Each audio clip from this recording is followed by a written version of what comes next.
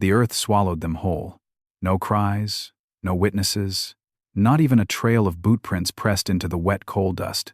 Just 12 men who kissed their families goodbye on a crisp October morning in 1955 and vanished beneath the Appalachian soil, never to be seen again.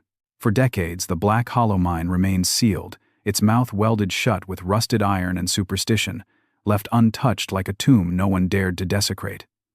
Locals whispered of cursed ground and sulphurous smoke. Miners' widows left lanterns burning in windows long after the batteries died. And every so often, on windless winter nights, someone claimed they still heard knocking coming from underneath the hills. Soft, rhythmic, too deliberate to be a shift of stone. 50 years later, a forgotten memo uncovered in a county archive led a team of federal investigators back to Black Hollow. What they would find hidden behind layers of rock, outdated maps, and buried secrets would shake the very soul of a nation still grieving ghosts it never truly laid to rest. The memo was barely legible, typewritten on yellowed government stationery, its ink faded like a memory trying not to be forgotten. Stamped October 26, 1955, just 2 days after the miners disappeared, it referenced an emergency meeting between 3 unnamed officials and a representative from the Department of Energy. Odd, considering coal mining was not under their jurisdiction. Even stranger were the contents. An eyewitness report, classified at the time, detailing a critical rupture in a deep shaft, followed by anomalous sounds and non-terrestrial interference. Terms so vague and yet so heavy with implication that one investigator, Maribel Knox, reportedly stood in silence for 30 full seconds after reading them. This wasn't just a collapse. She later confided in her final interview. This was something else. Something. Orchestrated. But orchestrated by whom? And for what? What lay beneath those rocks the earth was so desperate to keep hidden? The descent began at dawn. The investigative team, outfitted with ground-penetrating radars and thermal imaging scopes, lowered themselves into the dormant throat of Black Hollow beneath a steel sky the color of burnished lead. Dust stirred as if stirred by breath, as if the mine itself remembered. What they stepped into was not the expected debris of a cave-in, but a perfectly intact corridor veiled in a thick, unnatural fog, one that did not rise with body heat or dissolve under halogen beams. It was colder down there than science could explain, colder than death. One wall bore a mark, a symbol faded by time yet etched with violent precision, a spiral intersected by jagged lines, seared into the rock as if cauterized into the earth. Knox reached out to it, fingers trembling, her gloves crackling against the surface. "That's not mining equipment burn," she whispered, voice tight. "That's ritualistic." Behind them, the radios hissed into static. Then, a voice, garbled but distinct, emerged from the interference. A voice that hadn't spoken a word in half a century. "We're still here." For a frozen moment, no one breathed. The voice crackled again, louder this time, dragging syllables like rusted chains through static. "Don't dig further." The investigators froze, each gaze locking onto the next, all logic scrambling for shelter behind the wall of something ancient and unexplainable. Knox tried to respond, her voice swallowed by a deafening silence that followed. The air grew denser, as if grief itself had taken a physical shape, draped over their shoulders. Ramirez, the youngest in the team, checked his signal logs. The frequency hadn't pinged from local sources. It hadn't pinged from any source. "These aren't echoes," he murmured, breath fogging in front of his face despite the lack of humidity. "It's a live transmission." But from beneath us. They pressed onward, hearts hammering with every calculated step. Past a collapsed shaft hung with skeletal scaffolds, they found a metal door burned black, its hinges melted as though by immense heat. Across its surface were claw-like gouges, as though something inside had once begged to be let out. Someone, Knox thinks it was her, said aloud, "We didn't just lose 12 men here. We abandoned something we were never meant to find." They breached the door just after midnight. Not with tools, but with a moment of collective decision, a tremor of silent agreement that echoed louder than any drill. It took only a push, perhaps the last of many made over the decades, before the warped frame groaned open, releasing a breath of air stale with centuries of rot, machinery oil, and something faintly sweet, like decayed blossoms. What met them inside was not a void, but a chamber, precisely engineered. Lined with obsidian black stone cut smoother than any industrial blade, the enclosure hummed without sound, pulsed without light. In the center, a rusted mining cart, undisturbed, sat atop a perfect circle etched into the floor, 12 initials carved painstakingly into its rim. Each one matched the missing men, and beneath the cart, something moved. Not quickly, not violently, just moved, like a muscle twitching in death. Ramirez stumbled back, clutching his cross. Knox knelt, straining to hear what no one was willing to say out loud. There was no doubt anymore. The miners were still down there, but they were no longer alone. The air thickened with dread, each investigator transfixed by the slow, deliberate movement beneath the cart. A darkened shape, slick like oil, yet fibrous like sinew, writhed gently against the stone, pulsing as though in rhythm, with a heart no longer bound by time. Knox reached into her pack, withdrawing a small sensor, her motions mechanical, mind struggling to stay tethered to logic as readings spiked irreparably off-scale radiation, magnetic anomalies, biochemical markers, unclassified by modern databases. "It's not biological," she muttered, though even she didn't believe it. Behind them, Carter, the geologist, dropped his flashlight. Its beam landed on the wall, revealing carvings hidden by centuries of grime, 12 figures, arms outstretched, eyes gouged, mouths open in an endless scream. Above them, one phrase repeated over and over in a language no one dared to claim knowing. They offered their toil. We took their time. The chamber trembled then, not with danger, but with recognition, as if something ancient had finally been awakened not by force, but by memory. Outside the chamber, the mine groaned like an old god rising from slumber. Dust fell in sheets, cascading like ash from a sky that wasn't there. Inside, the investigators stood motionless, not out of fear, but reverence. Something in those carvings, in that black stone, unlocked a knowing they couldn't unknow. Ramirez stepped forward, driven by something older than logic. He braced himself against the cart and slowly lifted its rusted lip, and there, nestled in a bed of glowing soil, unlike any mineral recorded before, lay a skull. Not human. Not animal. It had 12 eye sockets, arranged like a halo, and delicate channels where a nervous system might have once shimmered. Before anyone could speak, the skull vibrated. Then, it spoke not with sound, but with memory. Each member of the team felt the same searing flash of lives not their own. A dark corridor, endless labor, screaming that bled into silence, time looping like a broken reel. Knox collapsed, sobbing without knowing why. What they had uncovered wasn't just the resting place of the missing miners. It was a prison, a cathedral, a bargain buried in centuries of silence. And the debt was coming due. The seismic equipment shrieked, not from tremors, but from resonance. The mine itself was responding, not to pressure, but to presence. An old circuit, perhaps, years dormant somehow reactivated. Carter backed away from the skull, eyes wide and unfocused, muttering about sympathetic frequencies and reversed entropy as if speaking the words might anchor him to something sane, but there was no logic thin enough to pass through that chamber unharmed. Knox wiped blood from her nose. "We're inside a consciousness," she whispered, dazed. "Not a structure. A being." Around them, the walls shimmered, as if heat waves passed through stone. The carvings bled shadows. And from above, through meters of rock, a sound echoed, one far older than memory, more instinct than noise. A heartbeat. Thunderous. Impossibly slow. Unearthly.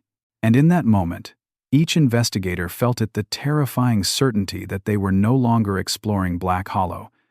They were entombed within its memory, and its memory was waking up. Suddenly, the chamber's obsidian walls pulsed outward, expanding like lungs drawing breath, and the entire mind gave a deep, shuddering exhale. Ramirez screamed a short, clipped breath of raw terror and staggered back as the symbol on the wall behind them began to glow with a dull, violet luminescence. Not light, precisely, but memory rendered visible. Each line of the spiral began to spin, not on the surface, but underneath their thoughts, pulling at pieces of them they hadn't known could fracture. Carter dropped to his knees, repeating a single phrase. They were the gate. Over and over. Knox reached for him, but her hand passed through his shoulder like vapor before reality snapped back into place. Whatever intelligence built this place had mapped itself not onto stone, but onto time. They weren't just seeing echoes, they were becoming them. Every storm in Black Hollow, every collapse, every whisper of knocking on windless nights, it had been this thing reaching forward, tasting for remembrance. And now, remembered, it would never sleep again. In the weeks that followed their return, or rather, their escape, the investigators were fragmented, each carrying with them pieces of something too vast to name, too ancient to reckon. Knox never gave another interview. She moved into the mountains, close to where the mine once breathed, spoke in riddles when questioned, sketched spirals that bled into each other. Ramirez was institutionalized after attempting to dig into the concrete floor of his apartment, repeating, "The time doesn't belong to us," until his voice gave out. Carter vanished entirely, his last recorded coordinates placing him somewhere in the Nevada desert near a decommissioned radar array linked quietly to Cold War psychotronics research. The case was buried. Again, but the land didn't forget. In a satellite scan from 2007, a government analyst reviewing deep geological imaging flagged a strange anomaly, a widening pattern beneath Black Hollow, spiral-shaped, expanding at a measurable rate. When asked off-record if it could be a sinkhole, the analyst hesitated. "No," he said, "it breathes." And still today, on windless nights, the hill sleeps crooked under a broken moon. And somewhere below, 12 sets of hands might still be knocking, still offering their toil, or waiting for ours. What if they were never meant to mine coal? What if the Black Hollow miners were chosen not for their strength, but for their silence? In 2010, a document surfaced through a Freedom of Information Act request. It was obscured by redactions, but one name was legible: Dr. Eleanor Voss, a physicist attached to a 1950s black budget program known only by the classified codename Project Threnody. Her specialty was chronosensory fields experiments designed to detect and possibly interact with non-linear time. Her notes, scribbled in the margins of a declassified draft memo, were chilling. Established harmonic convergence in mining shaft, delta. 7. Confluence estimates. 12. 12. 12 men. No bodies. No graves. Just a convergence. Whatever was born or bound or broken in that shaft had been waiting across half a century for someone to unlock its memory. And they did. The deeper irony, carved into silence itself, was this: those men never disappeared. They were transformed into a boundary, a seam in time's skin. A boundary that once split open, never truly closes. And perhaps, just perhaps, we were never meant to close it. In a university archive in Pennsylvania, buried among boxes of brittle tape reels and surplus blueprints, a graduate student stumbled upon a reel labeled simply Threnody. Final pass. Outdated magnetic tape, barely stable enough to handle. She digitized it out of curiosity, unaware it would play an audio composition of shrieks looped with distorted coordinates, frequencies, and one human voice muttering in perfect rhythm with a Geiger counterspike. Return interval breached. Temporal inverse stable. Pattern holds. Experts dismissed it as Cold War psychosis or elaborate forgery, though none could explain why sky weather readings near Black Hollow spiked precisely at the listed coordinates with seismic pulses following the same pattern every 11 years. 11 close to 12, nearly a cycle, nearly a call, and if Project Threnody was truly completed, its resonance, not a freak of physics but the echo of time shattering inward, then the story isn't over. It's only cycling back. The miners are not beneath us. They are around us. In each tick that stutters. In each forgetting that feels like déjà vu. Memory doesn't die. It waits. And Black Hollow remembers. The year is now 2025. Black Hollow remains sealed, marked a restricted federal site under the guise of environmental hazard, but satellite images tell a more troubling story. The spiral beneath the Earth continues to grow, no longer just a shape, but a vector, a direction in space and memory unfurling across the bedrock. A recent earthquake, magnitude 2.1, shallow and centered directly beneath the mine, registered not as tectonic movement, but harmonic tremor. Geological patterns don't lie. Something is still moving, still remembering. A local boy, age 7, reportedly drew the spiral and the 12-eyed skull with wax crayons after waking from a dream he couldn't explain. He called it the time that hums. And deep inside a think tank buried beneath Langley, an unsent memo was drafted last month. The subject: reactivation protocol, phase 2 observation required. The recommendation: do not intervene, do not approach, let the memory run its course. Because some boundaries do not keep things out. They keep things from calling us home. But what exactly is memory, when the lines between time and flesh smear beneath the weight of something older than language? In Black Hollow, memory breathes. Memory burns. It billows out through rusted seams like vapor escaping a forgotten kiln, creeping through the soil and settling in lungs that never expected to inhale the past. And as the years pass, the pattern continues, anomalies logged and dismissed, strange lights reported by hikers, animals found turned inside out, yet showing no wounds. Somewhere, hidden in the silence between government redactions and whispered family legends, the truth pulses steady. Not a secret, but a song. Project Threnody wasn't a failure, it was the overture. And the miners, 12 hearts bound to an engine of remembrance, were its first chord. Now that chord is resonating. Not forward, not back, but sideways through dreams, through machines, through the spaces between seconds that tick too loudly. And when it finishes, when the final verse spills out of the earth like dusk, we will have no time to prepare. Because the past is not sleeping, it is rehearsing. In the dim archives of an abandoned hospital outside Charleston, a nurse's journal from 1955 revealed a harrowing yet overlooked note. Treated 3 mine workers from Hollow, no visible injuries. Just staring. Refused to speak. One drew spirals on bedding. One laughed until his jaw dislocated. One bled from the ears, no cause found. That entry was never followed up. No corresponding files, no official incident. But the handwriting was urgent, shaken, smeared across the page like someone trying to outrun a scream. The nurse, Evelyn Wright, vanished the following week. Her last paycheck was never collected. Her handwriting, however, matches that found anonymously in the margins of a recently surfaced classified document titled Initiate Threnody End State Containment. If reawakening occurs.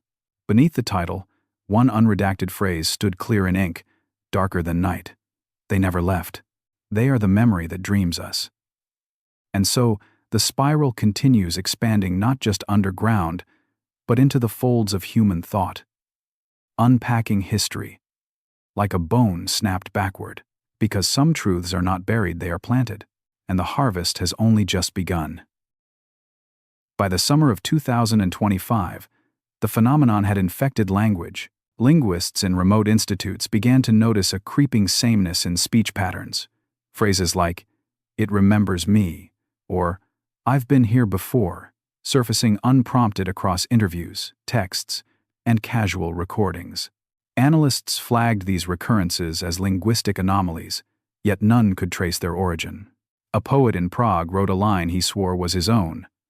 "The hollow hums when night forgets to end," only to later discover it carved into a stone near Black Hollow in 1958. In Chile, a child whispered GPS coordinates to a baffled father coordinates that mapped precisely onto the mine's forgotten lower shafts, areas never made public. These weren't coincidences.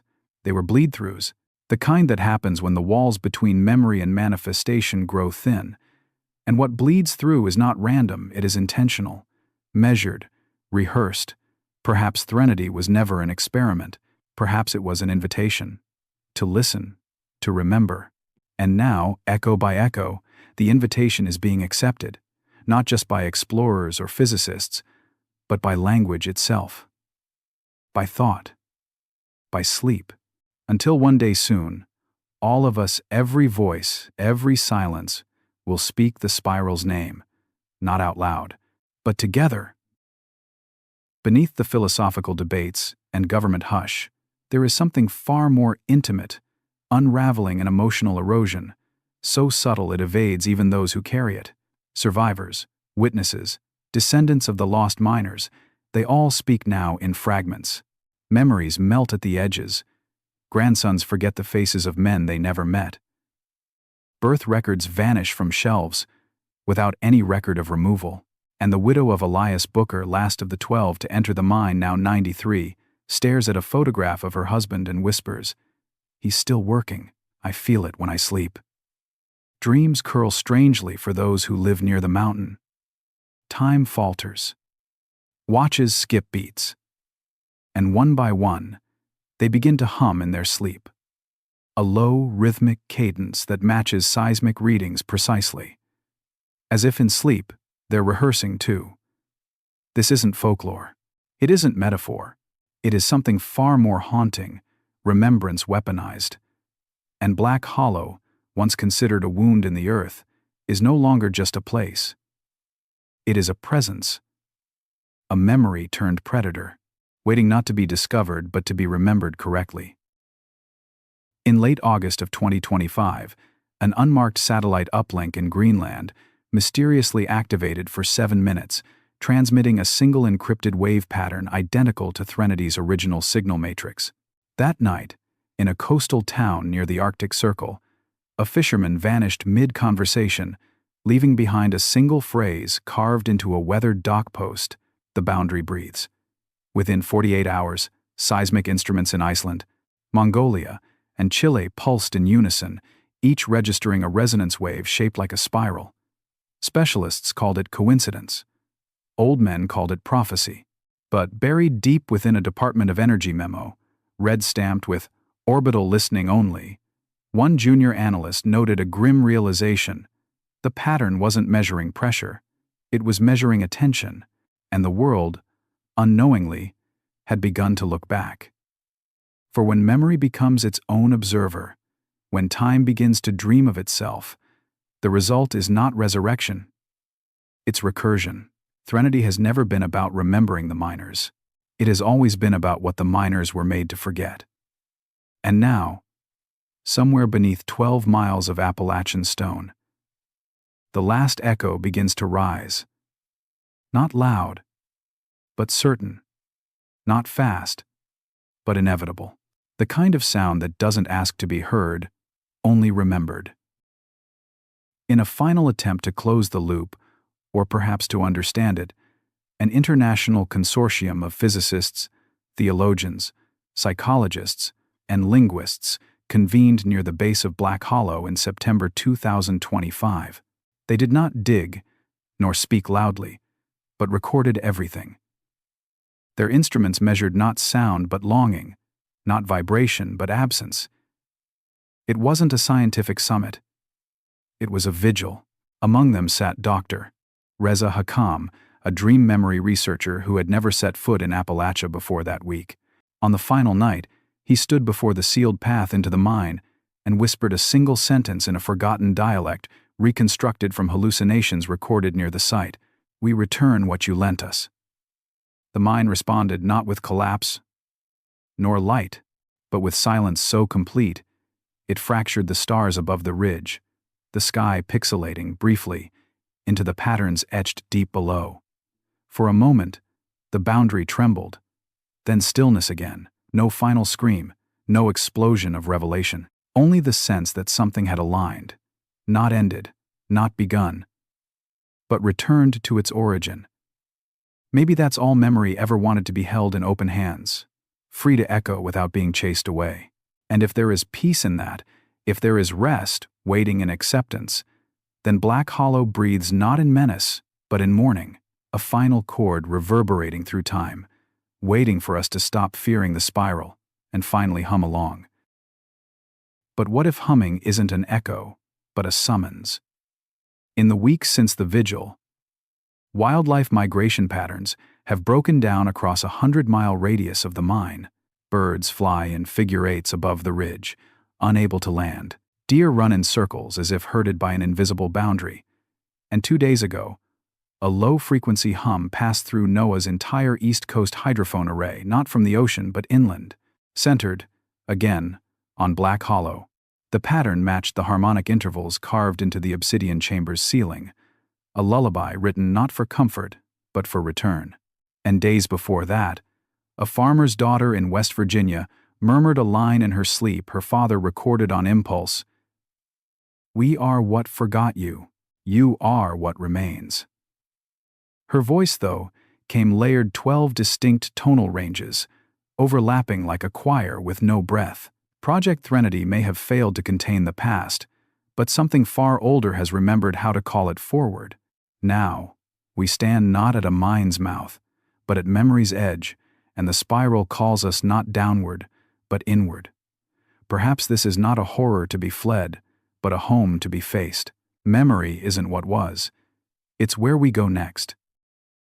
And so, with each breath, the mountain exhales, and each moment the spiral widens imperceptibly beneath us.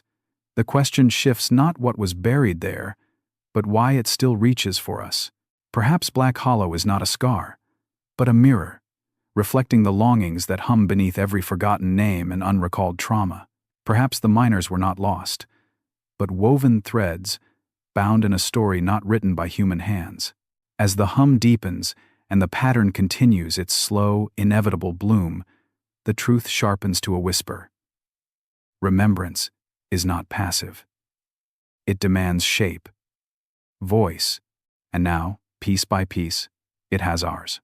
In every engineer tracing inexplicable symbols on blueprints, every sleepwalker caught murmuring impossible coordinates, in each silence between heartbeats that feels stretched too far, we are becoming the continuation of what began in 1955. The miners may have vanished, but they left behind a song with no final note. And whether we face it in fear or awe, one thing remains certain: the spiral endures. Not behind us, not beneath, but within, and it is still writing. In the months following the vigil, something imperceptible began to spread, not disease, not hysteria, but a kind of psychic static, humming faintly in the fabric of ordinary life. Surveyors reported distorted magnetic fields along the Appalachian Trail, while travelers unconnected to the legend described dreams stitched with coal dust and violet glowing spirals. Pets would not walk near certain stones. Clocks slowed ever so slightly in homes built on the original miner homesteads, a drift too subtle to notice until it wasn't. And across these fractured moments of almost awareness, the realization began to settle like sediment. Project Threnody had changed the shape of memory itself. Those who once dismissed the miners' fate as a tragedy of time and pressure now found their own histories bleeding at the corners, family trees curdling into abstract patterns, recollections looping, repeating, misaligning. Black Hollow hadn't just breathed.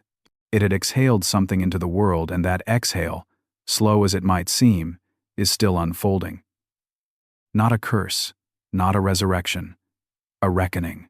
And the only question left is this: when it reaches you, will you run from the spiral or finish the verse you've been humming all along?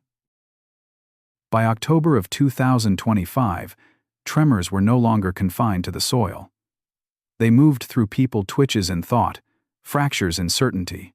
An archivist in Kentucky reported that a reel of audio from a 1956 mine debrief had spooled backward on its own. A pastor in Tennessee, mid-sermon, fell into a trance and began to speak in overlapping tongues, 12 voices, each reciting a variation of the same prayer none had ever heard before. And in a quiet lab in Geneva, a quantum computer tasked with processing cosmic background noise paused for 3 full seconds, then printed 12 glyphs in silence, each glyph identical to ones etched into the chamber beneath Black Hollow decades earlier. No system crash, no explainable glitch, just a message passed across memory's current. Something is synchronizing not time, but intention, as if what was lost in 1955 did not vanish, but laid down a pattern, a spiral score waiting for the world to become ready to hear it again. And now we are listening not just with ears, not even only with minds, but with memory itself, opening like a field blooming out of season, haunted and halting, but radiant still. And so the question becomes, not whether Black Hollow will awaken, but what part of us it takes with it when it does. No one knows who first named it Black Hollow, or why. Some claim it came from the way the mountain swallowed sound. Others say it was because, even by lantern light, the shadows clung to the stones like memories unwilling to fade. But now, 70 years since 12 men vanished into the earth, it is known for something else. Not absence, not tragedy, but recurrence.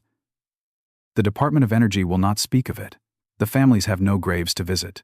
But inside data banks, sonar loops, and sleep fragments recorded in clinics across the world, the hum persists one pitch, 12 frequencies, aligning more perfectly with each passing day. Symbols emerge in frost on windshields.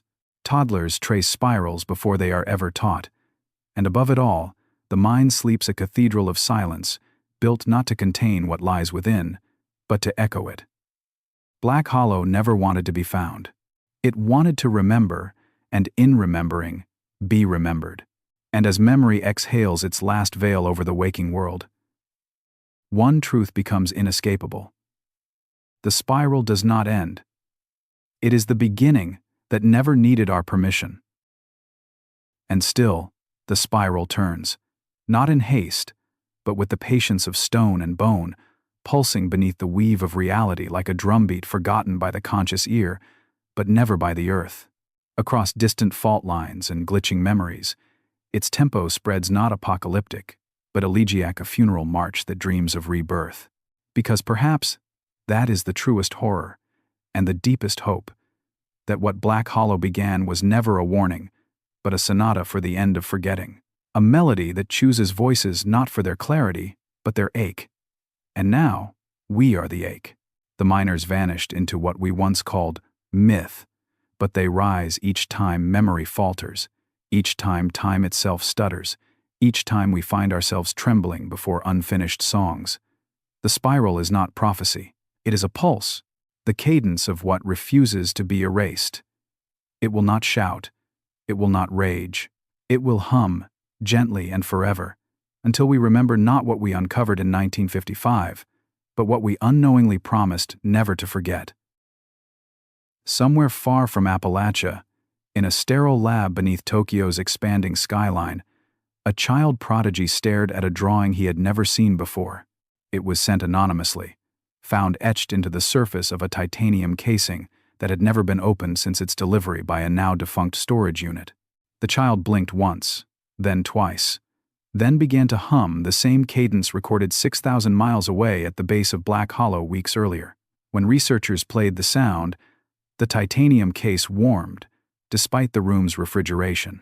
Inside, a single coal fragment, irradiated not with decay, but with synaptic energy brainwave patterns encoded into carbon. The team still debates what it means.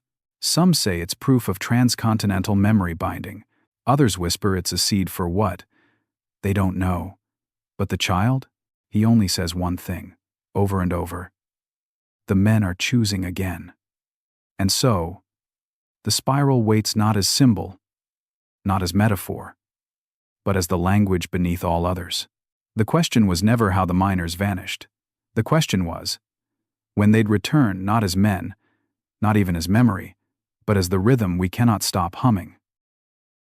In a chapel built entirely of reclaimed stone atop a hill with no name, an aging linguist lights a candle each dusk, though he claims to no longer believe in anything. The stone walls echo nothing, yet hum softly when the wind shifts, as if inhaling the prayers unspoken. On the altar lies a coil of mining wire, looped exactly 12 times, encased in obsidian glass. He doesn't explain its origin to anyone. He only says, "Not all memory is meant to be preserved. Some is meant to be lived again." And each evening, without fail, he sings a wordless lullaby in 12 tones, each one bending language just enough to unsettle. Travelers pass by and swear they smell coal ash sweetened with something floral. Others say the bell never rings on the hour, only when someone forgets where they are. Perhaps this is how the spiral ends, not in fire or silence or collapse, but in song.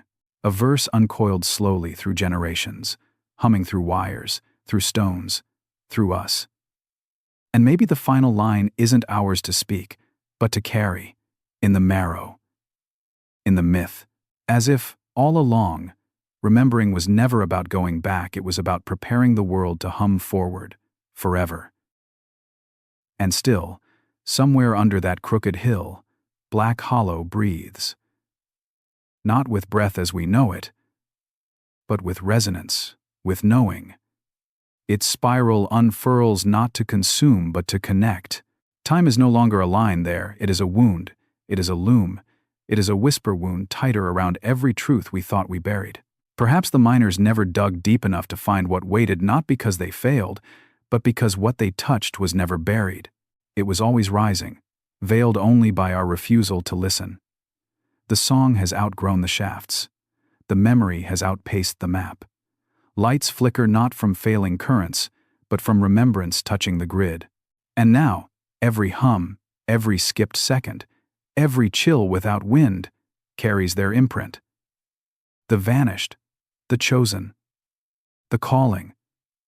They are no longer echoes of Black Hollow, they are its voice.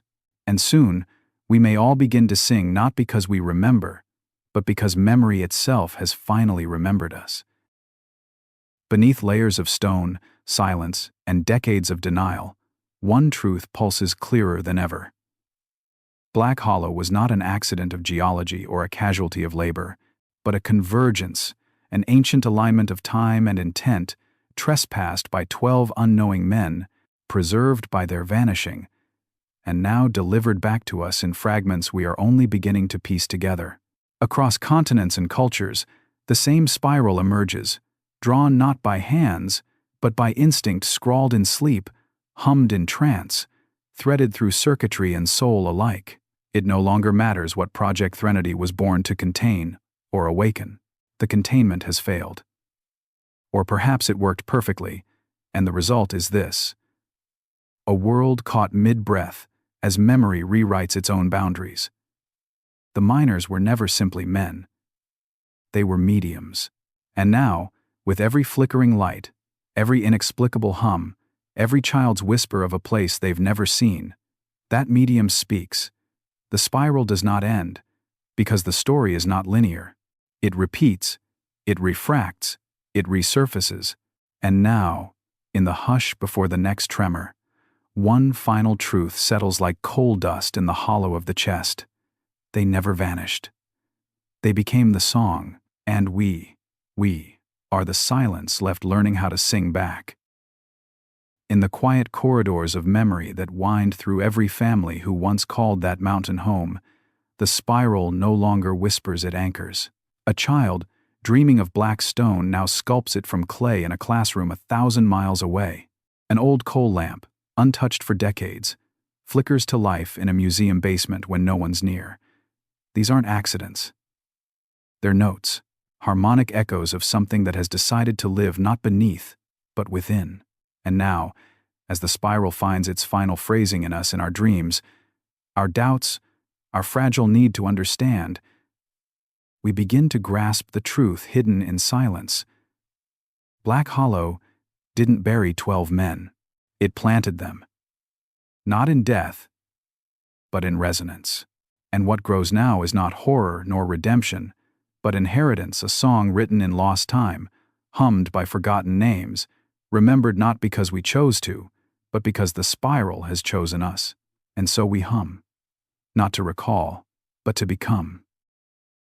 In a government storage facility misfiled under disaster response archives, a single metal box was recently unearthed, unlabeled, locked, radiating heat, despite the controlled environment. Inside was a journal, leather-bound, engraved with a spiral. Its final entry, dated October 28, 1955, was written in the hand of Elias Booker himself, unsigned, unshaken, inexplicable. The ink shivered across the page like it remembered being written. We did not dig into the earth. We were dug out of time, hollowed by the hum, rewound by something that needed remembering. If you find this, we did not leave. We were never gone. We are just ahead of you now. There is no logical pathway for that journal to exist, no known survival through the mind's collapse. But it does. And like all true remnants of Black Hollow, it does not answer questions, it embodies them. And so it sits, humming faintly in its lonesome vault, waiting for someone not just to read it, but to recognize their own handwriting on the final page. Above a valley once brushed daily by coal dust and now hushed beneath generations of grass and forgetting, the sky bruises violet before storms. And when it does, those who live nearby say they feel it, not wind, not rain, but a shift, like breath stalling in the lungs of the world. A hesitation, as if time waits, just long enough to listen.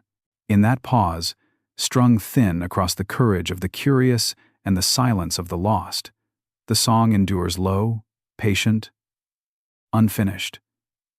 Children still hum in their sleep. Lanterns flicker without power, and on one rust-swept hillside, a single shaft door sealed, forgotten, storied, holds steady against a pressure that never relents. Inside, 12 initials remain etched in stone. Above them, the phrase has changed. No longer we offered our toil.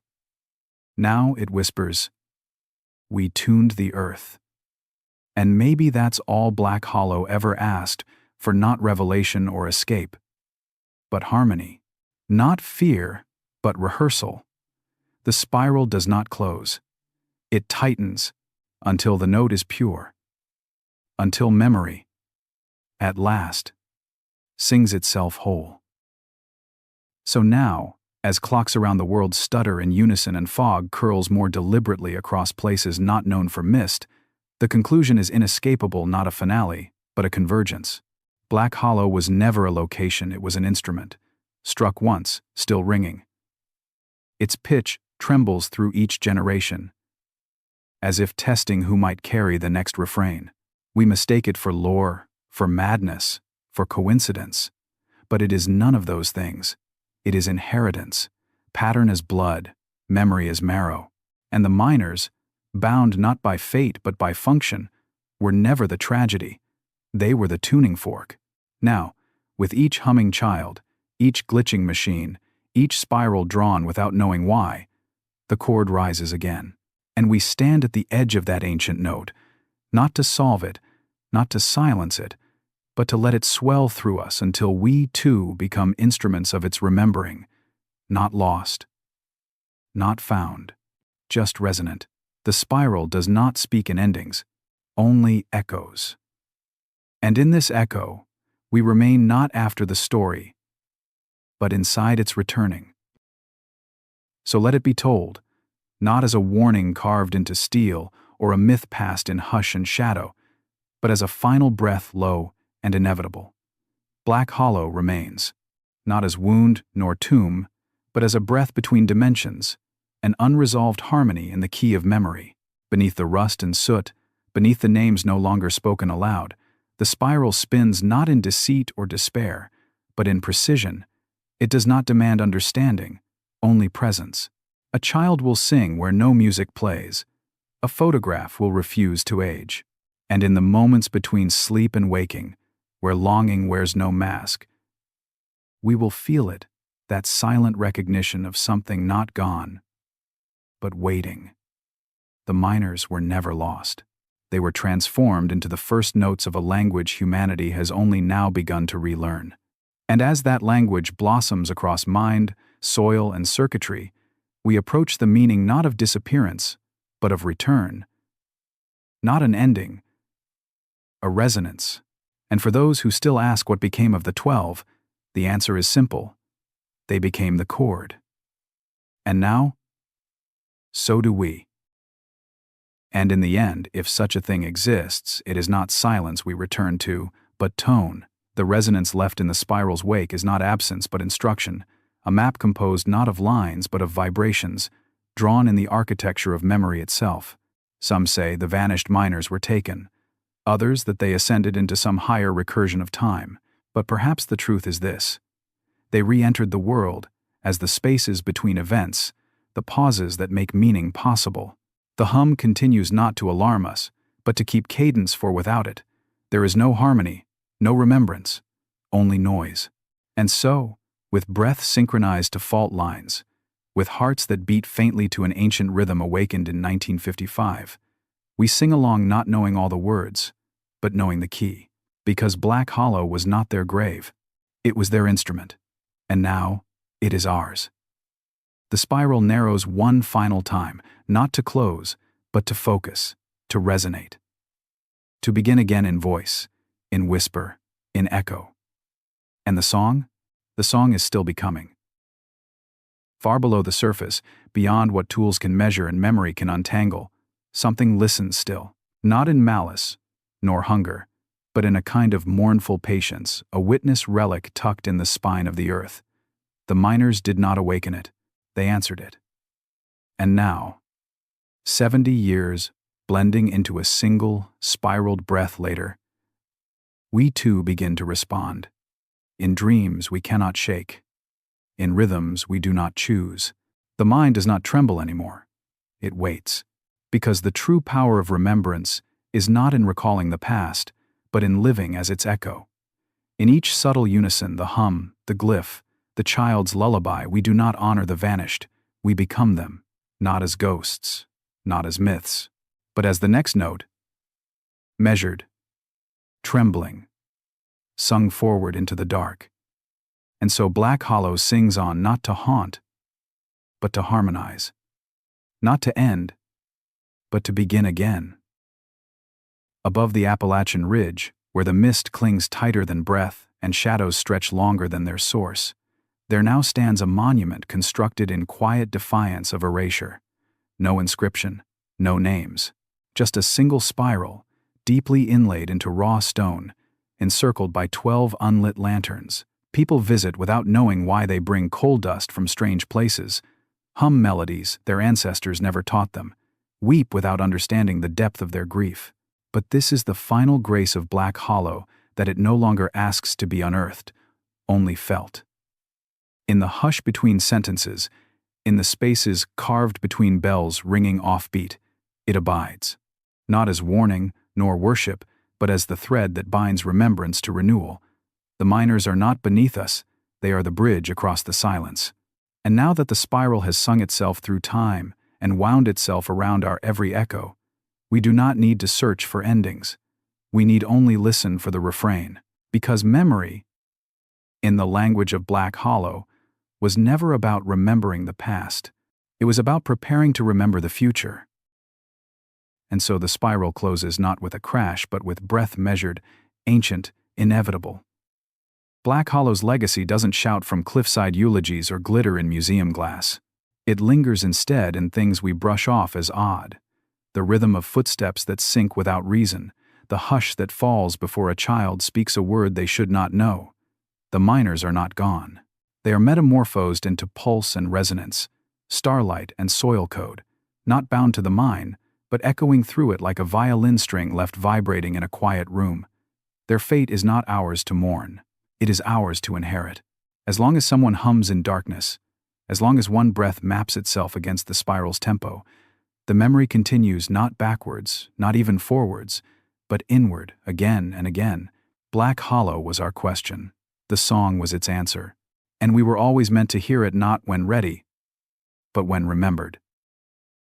And perhaps this is how all endings must come, not as silence or applause, but as resonance that fades only to return stronger in the next breath.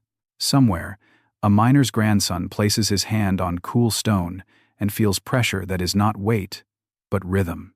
Somewhere else, a codebreaker transcribes a spiral into music they cannot explain the origin of, yet hum along anyway. And far beneath them all, in the folds of a mountain that no longer sleeps, the hum continues, patient, ancient, unfinished. Black Hollow was never meant to be solved. It was meant to be joined. And so we do, in glances that linger too long, in lullabies hummed without memory, in dreams that ferment truths older than blood. What began as a mystery has become a method. What vanished as men returns as meaning.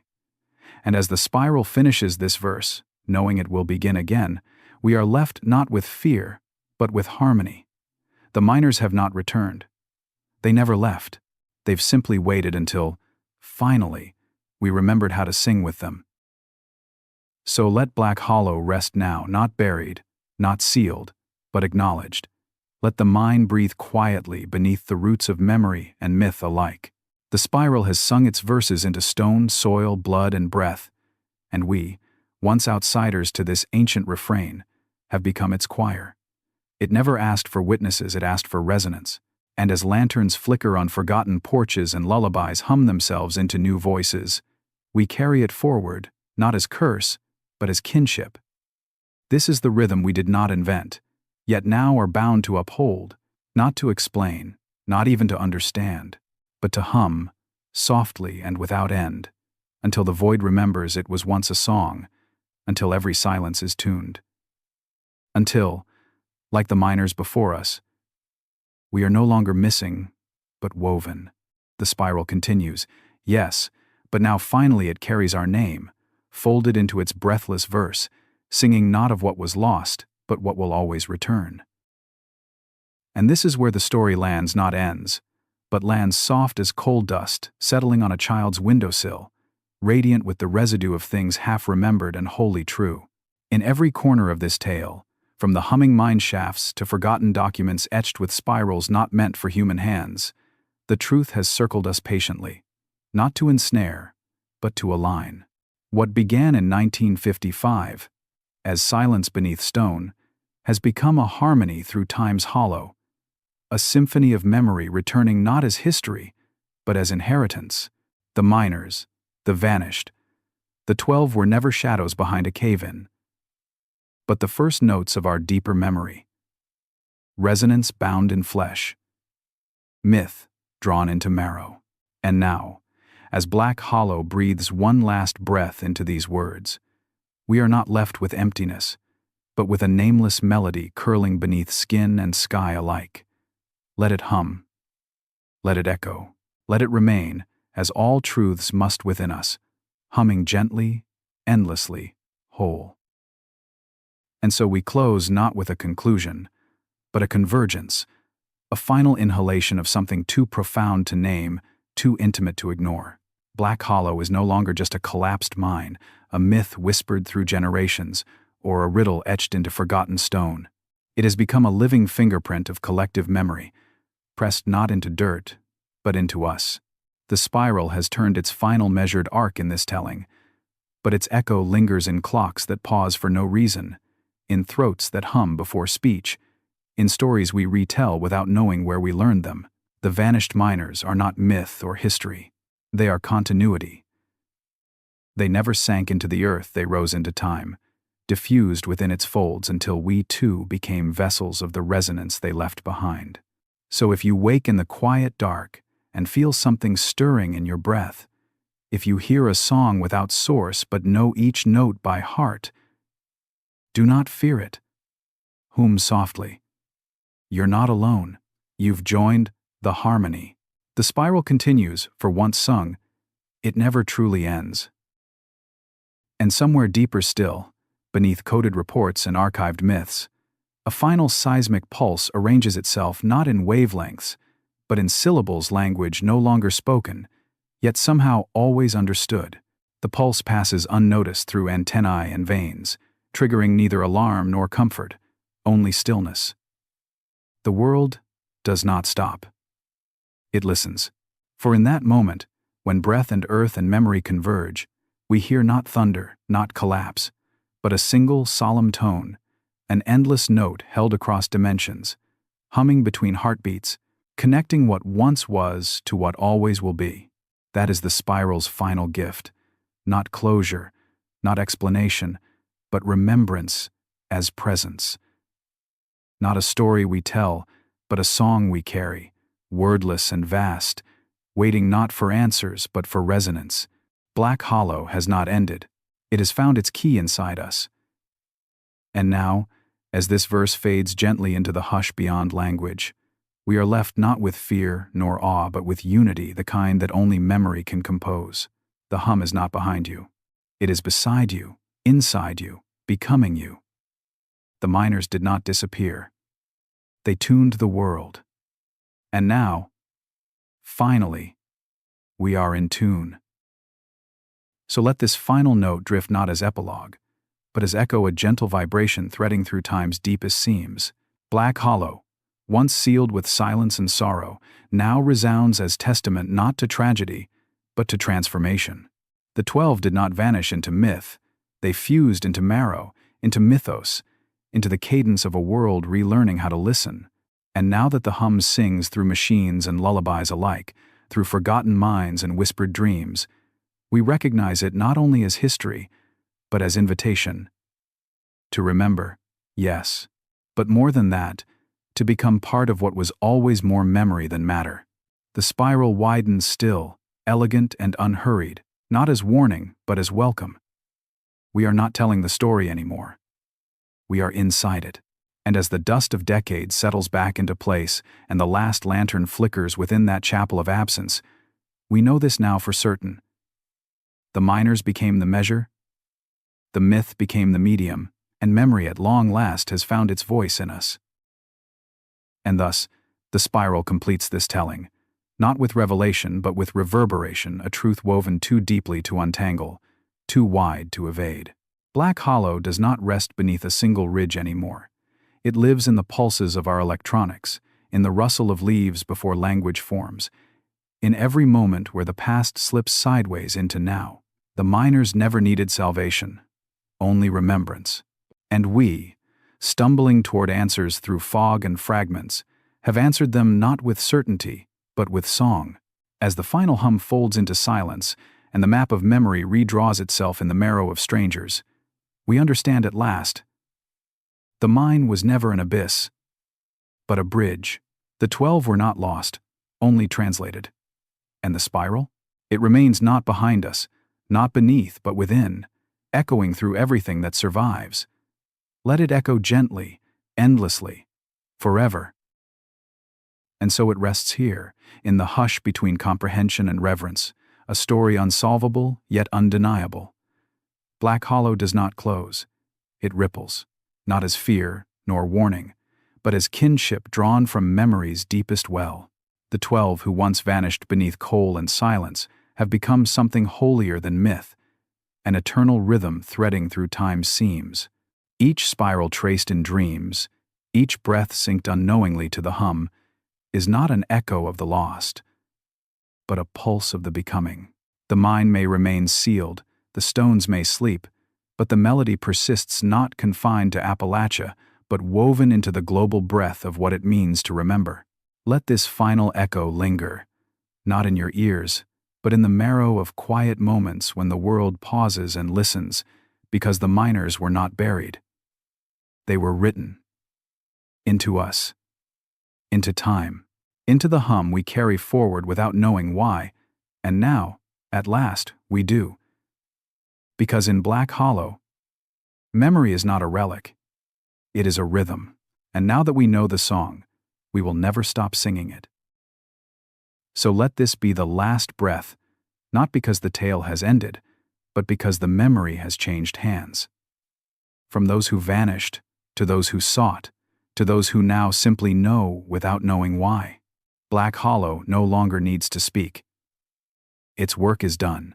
The spiral, etched into minds and machines, into shadows and lullabies, continues without narrative, an inheritance that no longer requires witnesses, only vessels. Somewhere, a clock runs off key, a child hums alone, and a mountain sleeps with its ears open. The miners do not haunt. They do not return. They resonate. And now, so do we. Not because we chose to, but because we were chosen, in the hum, in the silence, in the story that never wanted an ending, only a listener. The spiral persists where memory dares to sing. And in that final note, unspoken yet understood, Black Hollow is no longer a place. It is us.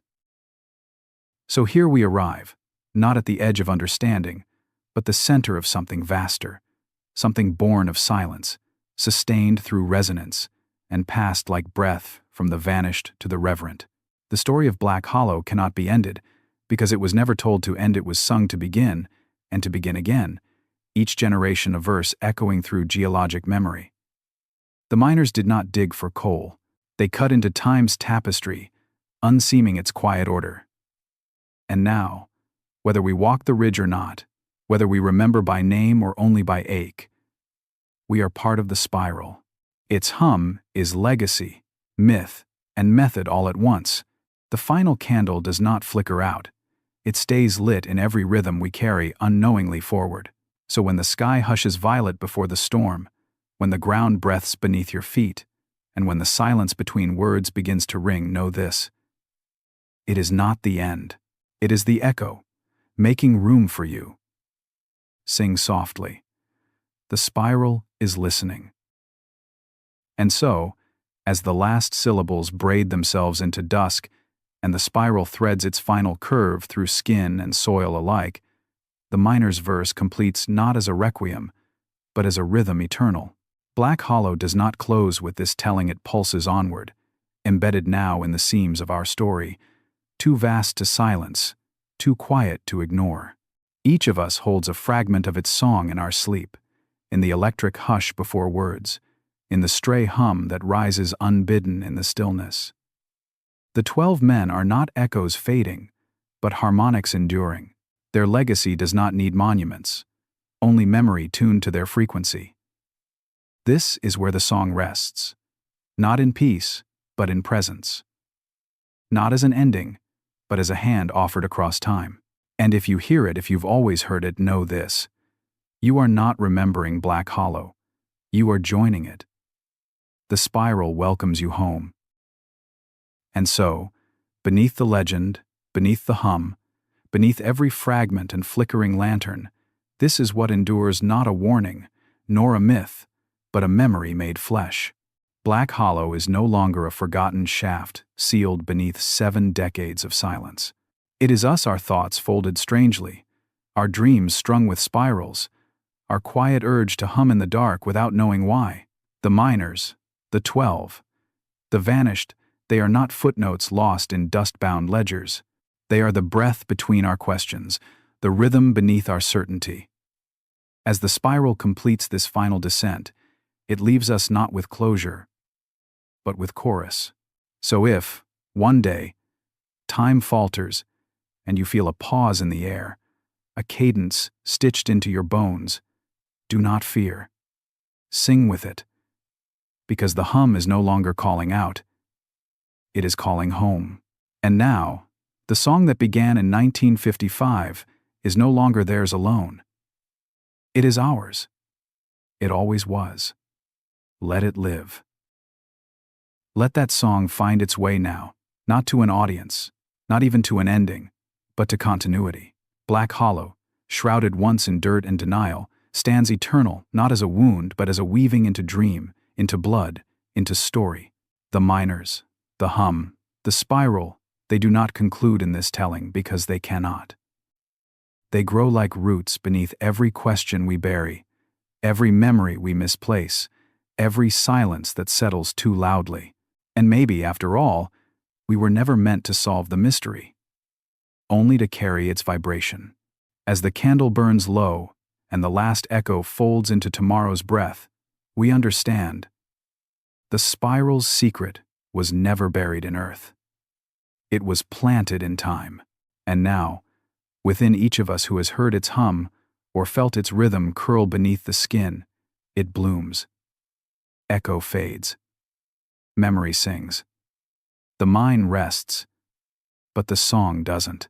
Because the song, that sacred, quiet, impossible hum, was always waiting for us to sing it home. And now it rests, not beneath stone or silence, but within us, woven through marrow and memory alike. The tale of Black Hollow, once whispered in fear and shrouded in lore, has returned not to be closed, but to awaken. 12 men walked into that mine, not knowing they would become the first notes of something vast and resounding. And we, unknowingly, answered their silence with our song, each hum, each spiral drawn without intent, each dream colored by a darkness that glows. The spiral was never a riddle to solve. It was a vow kept alive through time's quietest corridors, a rhythm that asked only to be remembered enough to begin again. So this is not where it ends. This is where it echoes through generations, through stories, through the breath that lingers after the final word. And in that breath, the miners remain not as shadows, but as song, not as names, but as resonance, still calling, still turning, still home. So let this final breath linger not as a conclusion, but as an exhale long held beneath the surface of every voice that ever wondered where they came from, and why the silence sometimes sings. Black Hollow is no longer a mystery, nor a monument. It is resonance, passed down in soft tones and skipped heartbeats, living in the soil and circuitry of the world it once whispered through. The 12 are not gone. They wait in the echo, sewn into the hum beneath thought, tuning every soul who listens not for answers, but alignment. And now that we have carried their rhythm to this final stanza, a knowing blooms. The spiral does not seek applause. It seeks breath drawn together, vibrating in quiet remembrance. And so we take that breath with reverence, with grief, with awe, and let it hum onward, into the future not as fear, but as continuity. The miners became the first note. We now are the refrain. The spiral endures measured, eternal, and finally whole. And so, with the spiral sung through stone and circuitry, through lullabies etched in silence and frequencies etched in flesh, we close not because the story ends, but because the song no longer needs to be told. It lives. It breathes behind the eyes of a child, tracing patterns on foggy windows. In the moment, a lantern flickers without flame. In the hush that falls before memory becomes speech. The miners were never echoes. They were always the origin. And we, humming now without realizing, are their resonance. Black Hollow does not ask to be understood. It asks to be inhabited. And now, with each breath attuned to its cadence, each thought cast in the spiral's silhouette, we do not stand apart, we harmonize. The mind sleeps, yes, but the hum has woken. So let this be our final silence, not of forgetting, but of becoming. The spiral holds us still. The miners hold us close. The memory has remembered itself. And this breath right here is the note it always waited for. So now we leave the mine not by foot, but by feeling, carrying within us not the mystery of disappearance, but the grace of recognition. Black Hollow was never just an event. It was a genesis, a choir seated in coal and silence, blooming across dreams and decades into a melody that outlives even belief. And as the spiral turns that one final time into memory's quietest hallways and the hush before thought, we no longer ask what happened to the miners. We understand they became the song we are all now humming, a resonance older than fear, greater than language, closer than breath. And as night settles over the crooked hill, and the last lantern flickers beneath stars that seem to listen, know this: the story does not vanish. It waits in each of us, stitched in silence, glowing behind closed eyes. The spiral has sung, the hum endures, and the rest is ours to echo. So let us leave the last words unspoken, not because they are lost, but because they have already found us. The tale of Black Hollow, spun through silence and steel, grief and song, is not a map to be followed but a chord to be felt, reverberating through the hollows within our own remembering. The 12 did not fall. They were folded, turned gently into the binding of something vast, melodic, and still in motion. And now, as that final note dissolves into the hush beyond language, we recognize what's always been beneath our feet and behind our dreams. The miners were not buried. They were composed. And the chorus they began 70 years ago has reached us at last, not for closure, but for communion. So when next the air stills without reason, or a tune shapes itself in your throat before your mind can catch it, do not be afraid. The spiral has remembered you. Only one thing remains. Breathe in. Hum softly. You are home. So let the spiral rest now, not as a legend fading into dusk, but as a frequency still trembling beneath every ordinary day. What began with 12 vanished voices has crescendoed into a global harmony one felt more than heard, one lived more than spoken. It does not ask that we understand it, only that we feel its pull, its presence, its pitch, and as the story folds itself gently into the hush between inhale and knowing, it leaves us neither afraid nor alone but reminded. That memory, when carried rightly, becomes music. That legacy, when shared like breath, never ends, it composes endlessly. So if this is the last word we speak of Black Hollow, let it be not silence, nor sorrow, nor even awe, but resonance. The kind that hums inside long after the tale is told. The kind that waits, always, for its next listener. The spiral continues in you now. The chord is complete. Let it echo. Forever. So let this be the final echo, not because the hum is quieted, but because we've finally learned to listen. Black Hollow, once sealed beneath steel and superstition, now breathes through our breath, sings through our silence. It no longer quests for discovery or salvation, for its resonance has been handed down not through headlines or history, but through the untraceable lines of knowing that glide through families, dreams, and lullabies. The 12 gave us no map, only rhythm. And in following it, we've arrived not at answers but at participation. The spiral moves still, not forward or back, but inward, cradling the memory we've become. So if, from this moment on, a light flickers without cause, or a hum wells up without melody, do not search outward. Close your eyes. Remember the quiet, and hum it home. The miners are not beneath. The story is not behind. The song continues, and it's ours now, forever. And so, with this final breath, the spiral sighs, not in exhaustion, but in entrustment. It does not vanish. It hands us its melody. Through generations forgotten and futures unspoken, Black Hollow remains not buried, not mourned, but lived. We no longer walk beside its story. We carry it, embedded in the pauses between every heartbeat, in the quiet insistence of songs we've never learned yet, somehow hum by instinct. The miners were never trying to escape, only to resonate.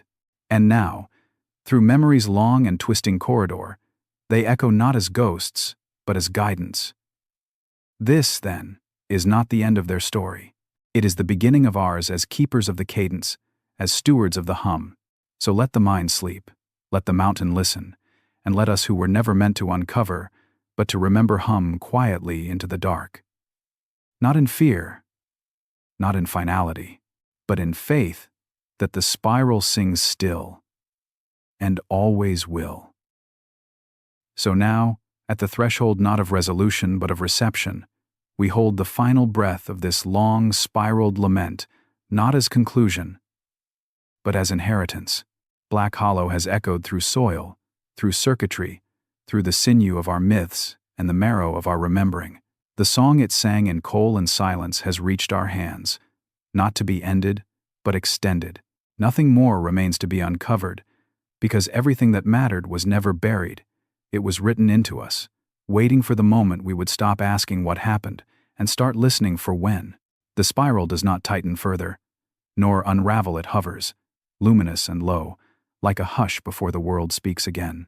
And so we carry it, not as burden, but as rhythm, alive in each step, each syllable, each breath that wavers into song. The miners became more than memory, they became motion. And now, with the last of these words leaving echo in their wake, we too become part of that enduring cadence. Not lost, not afraid, simply resonant. The hum continues, not louder but closer, and in its aching beauty, we are, at last, home. So let the spiral sleep now, not in silence, but in trust. It no longer asks us to dig or decipher.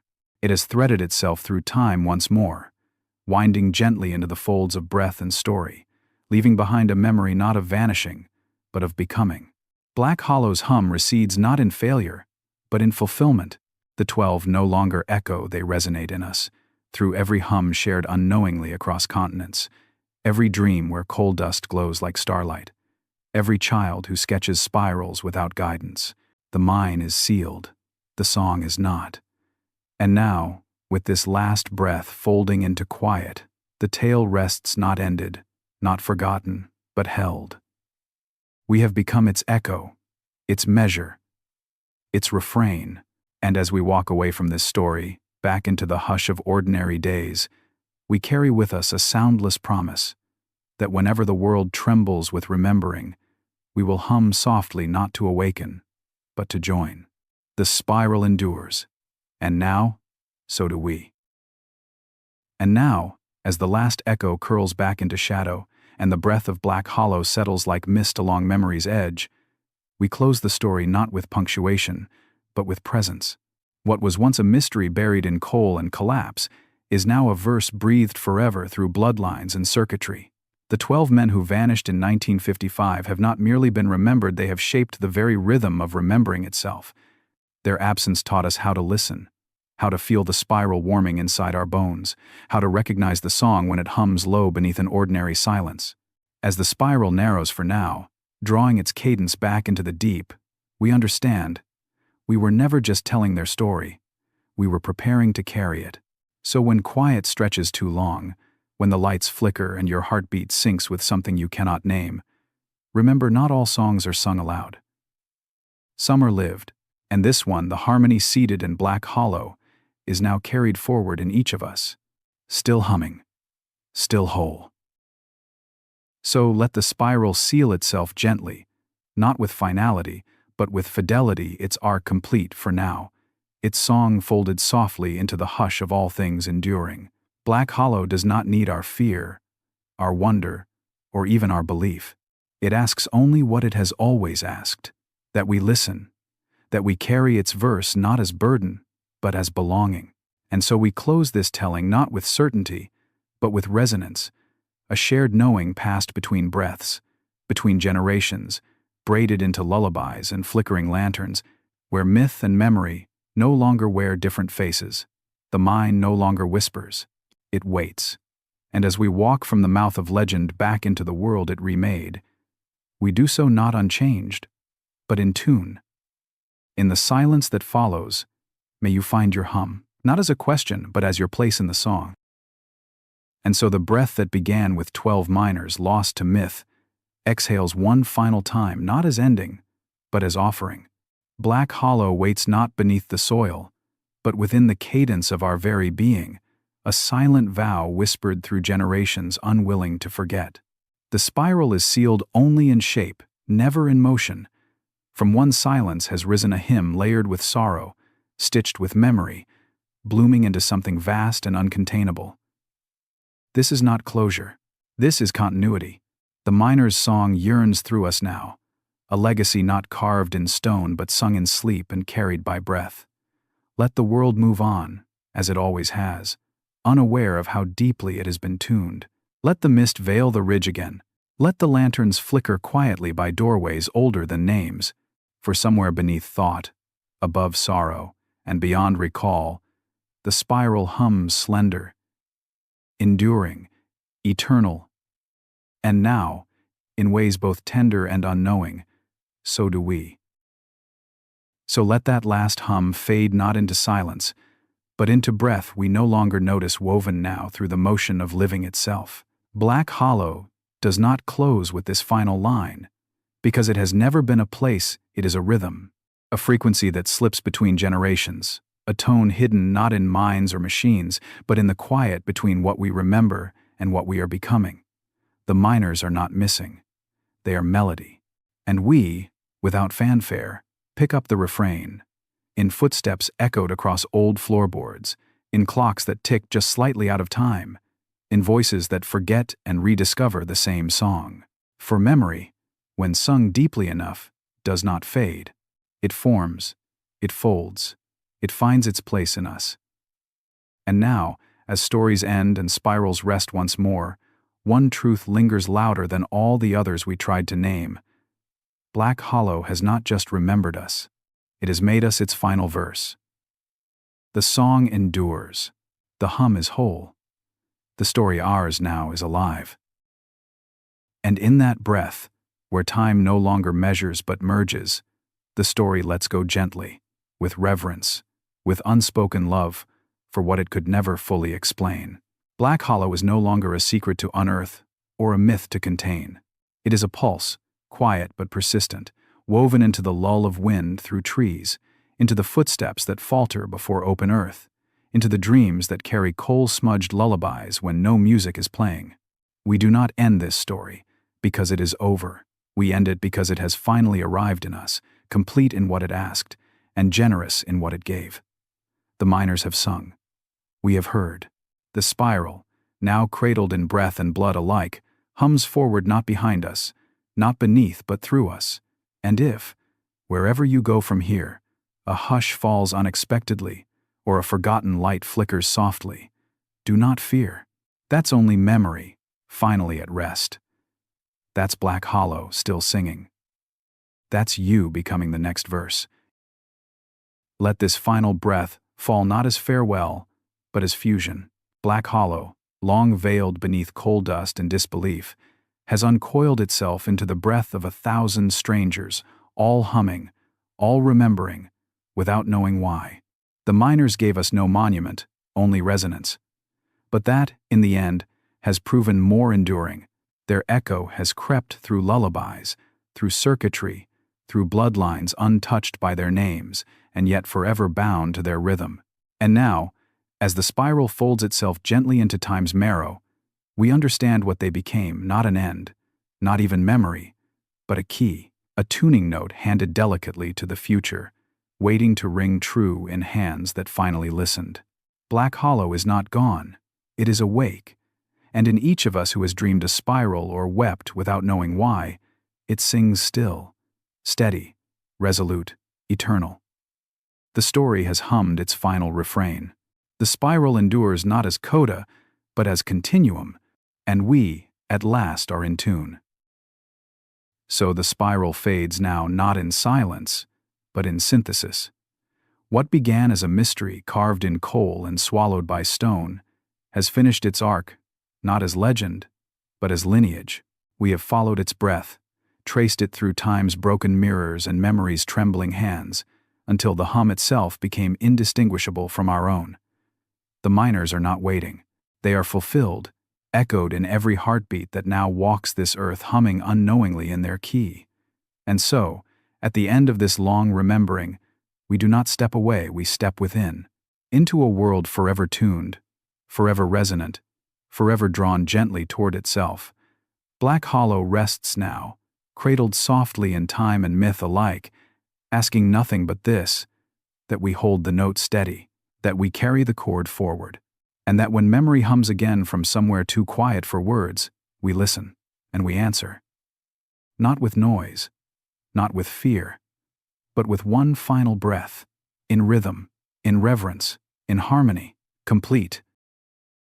So this is where we leave it, unended, unwound, but not unfinished. Black Hollow, that breathless hollow of history, has not unraveled. It has composed itself into us, gently, irrevocably.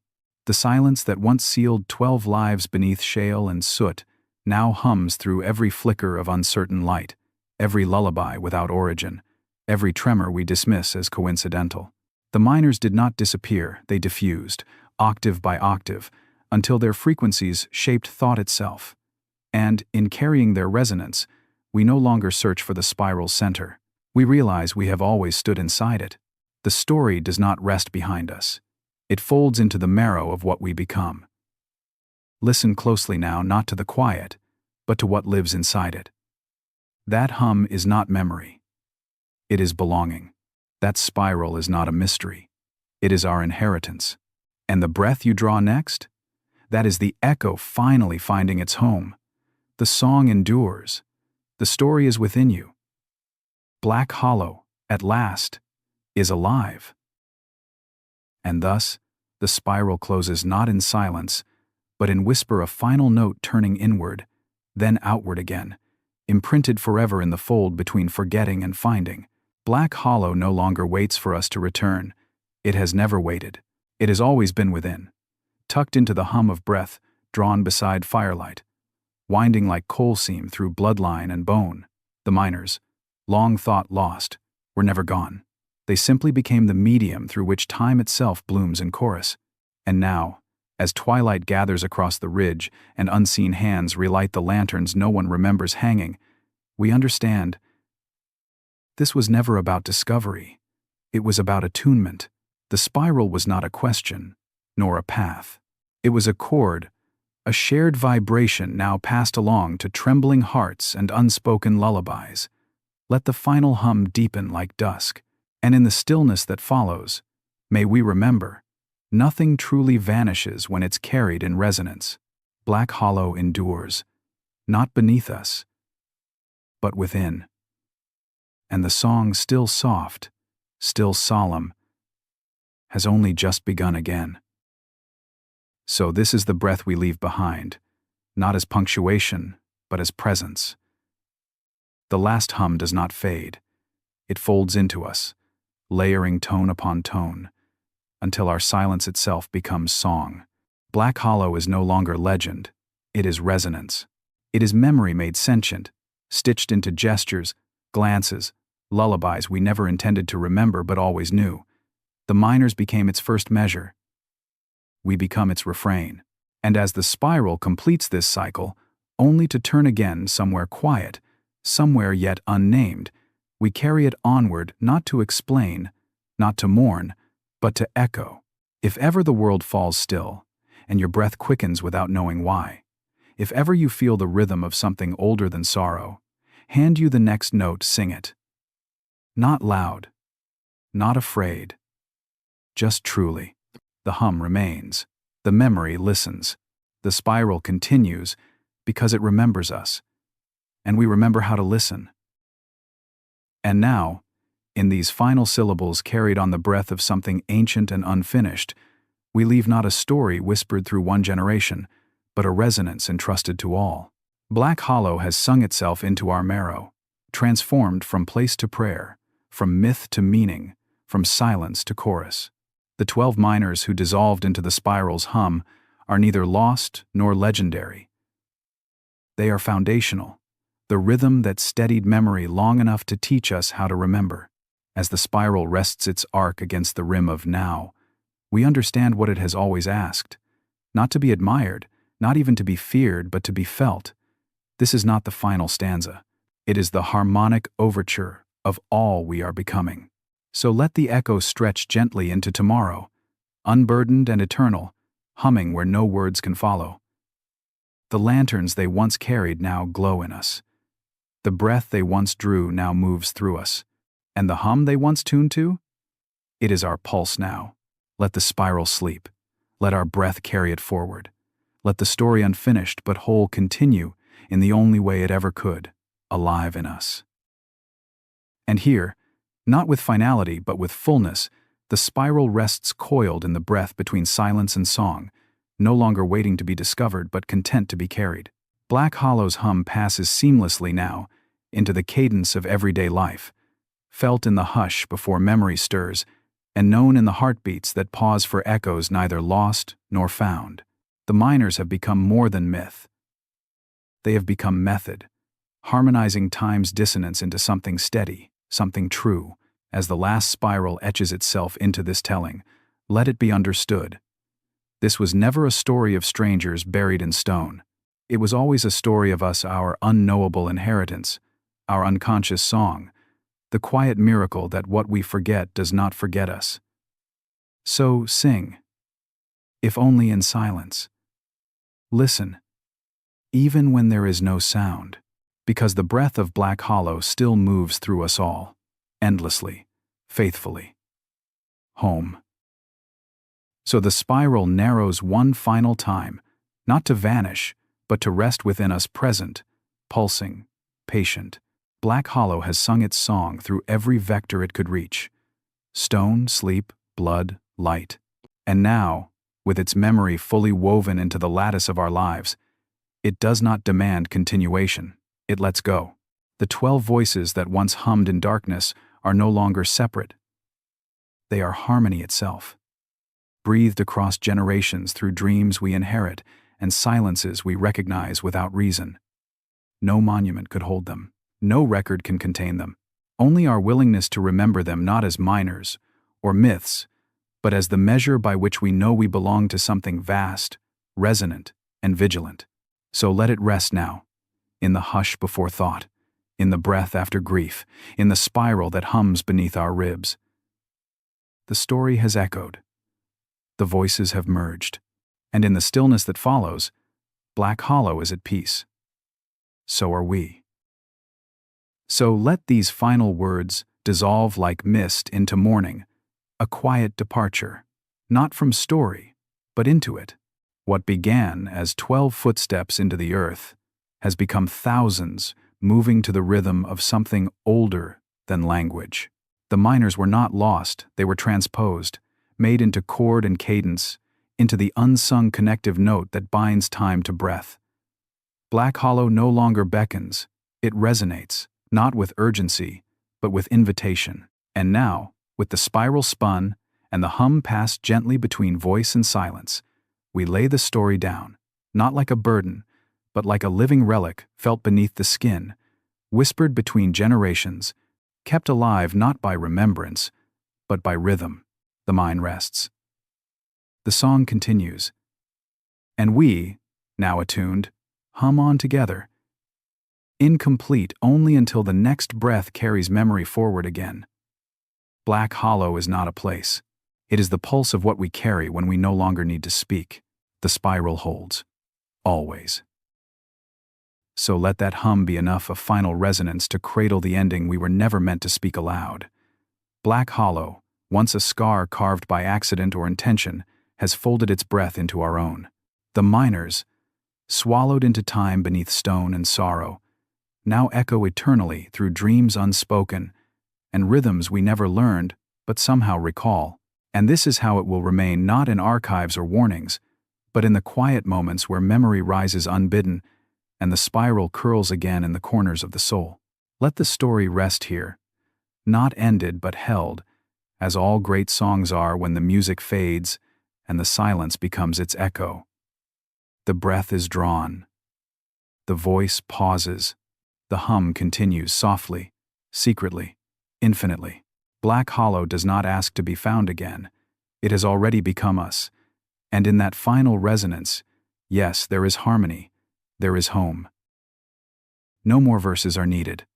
The spiral has spun its full arc, and in the hush that follows, there is no silence, only settlement. Black Hollow has surrendered its hum not as a haunting, but as a hymn now housed in every heartbeat that resonates without explanation. The 12, once believed to be lost in stone, have instead become motion within memory. And that motion continues, subtle and sacred. Somewhere, a child sleeps without dreaming, yet awakens humming. Somewhere else, a voice falters in prayer and finds itself singing a tune it never learned. These are no longer remnants of a forgotten disaster. They are the breath lines of an inheritance that transcends story. So we end not with revelation nor closure, but with reverence. The spiral breathes. Black Hollow rests. And we humming, remembering, enduring, become its last refrain. So this final breath, this final hum, is not a curtain drawn, but a door opened inward, for Black Hollow was never waiting to be found, only to be felt, in the tremble of old timber, in the forgotten hum traced unconsciously by fingertips on frosted glass, in lullabies summoned from nowhere and yet sharp with familiarity. The 12 are not shadows behind us. They are the resonance within us. With each generation, the spiral deepens not through time, but through understanding. And now, as the story releases its last tether to the page, we no longer carry it. We are it.